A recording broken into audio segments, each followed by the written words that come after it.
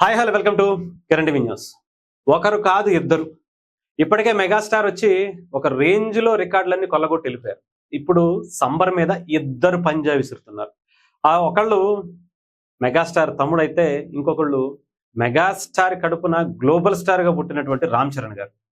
ఇద్దరు కూడా ఈరోజు వాళ్ళ రిలీజ్ డేట్లని ఒక్కసారి అనౌన్స్ చేసి ముందుకు వచ్చారు. ముఖ్యంగా పవన్ కళ్యాణ్ గారు ఏదైతే ఉస్తాద్ భగత్ సింగ్ ఉందో మనందరికీ తెలుసు. గబ్బర్ సింగ్కి ఎలాంటి ఫ్యాన్ బేస్ ఉంటుందో, పవన్ కళ్యాణ్ గారికి ఎలాంటి రేంజ్ ఉంటుందో జస్ట్ అలా పరిచయం చేశారు హరిశంకర్ గారు.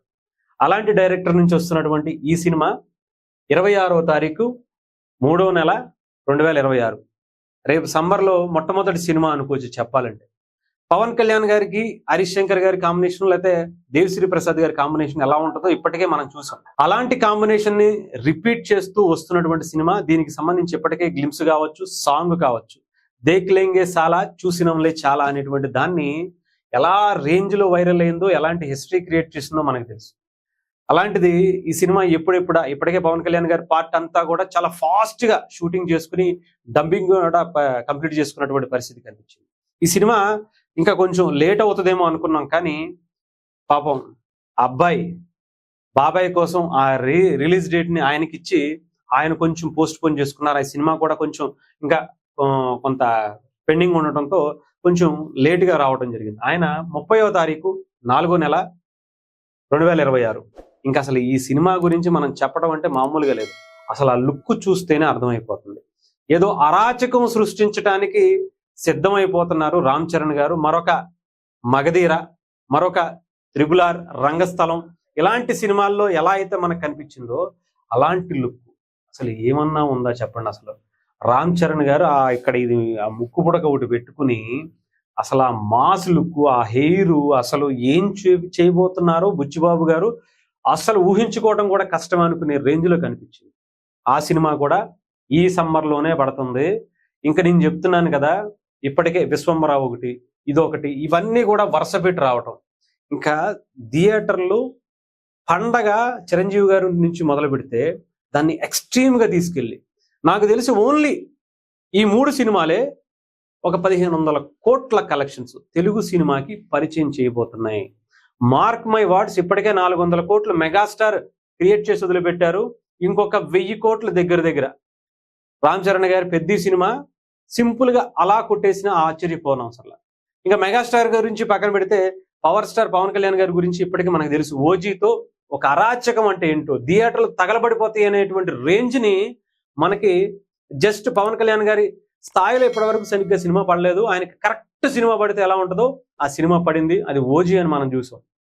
బట్ దానికి మించి సీనియర్ ఫ్యాన్స్ అసోసియేషన్ ప్రెసిడెంట్ గా ఉన్న హరిశంకర్ గారు, అంటే జూనియర్ ఫ్యాన్స్ అసోసియేషన్ ప్రెసిడెంట్ గా ఉన్నటువంటి సుజిత్ గారే 400 కోట్ల దగ్గర ఇచ్చేస్తే, ఆల్ టైమ్ ఇండస్ట్రీ హిట్ గా ఆయన ఇచ్చేస్తే, మరి సీనియర్ ఫ్యాన్స్ అసోసియేషన్ మరి హరిశంకర్ గారు ఎలా ఉంటుందో తెలుసుగా.